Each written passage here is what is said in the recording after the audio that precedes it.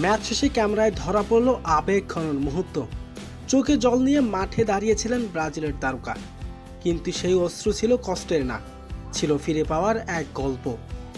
দীর্ঘ 3 বছর পর আবারও ব্রাজিলের হলুদ জার্সিতে মাঠে নামলেন নেইমার।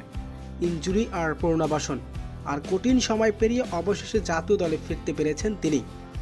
তার ম্যাচ শেষে বাঁশি বাজার পর আবেগ ধরে রাখতে পারেনি সাম্বার এই তারকা। ব্রাজিলের জার্সি শুধু একটি পোশাক নয়, নেইমারের জন্য এটি অসংখ্য স্মৃতি আর অর্জনের ভালোবাসার প্রতীক। এই জার্সি গায়ে দিয়ে উপহার দিয়েছেন অসংখ্য জাদুকরী মুহূর্ত, জিতিয়েছেন কোটি ভক্তদের হৃদয়। সেই পরিচিতির মঞ্চে আবারও ফিরে আসার অনুভূতি যে কতটা বিশেষ তা যেন চোখের দল দিয়ে বুঝিয়ে দিলেন তিনি। ফুটবলে কিছু মুহূর্ত থাকে যা পরিসংখ্যান দিয়ে ব্যাখ্যা করা যায় না। নেইমারের সেই প্রত্যাবর্তন তেমনই এক গল্প। এটি শুধু 20 মিনিটের খেলার গল্প নয়। এদিন গ্রুপ পর্বের শেষ ম্যাচে স্কটল্যান্ডের বিপক্ষে 3 গোল ব্যবধানে জয় তুলে নিয়েছেন ব্রাজিল।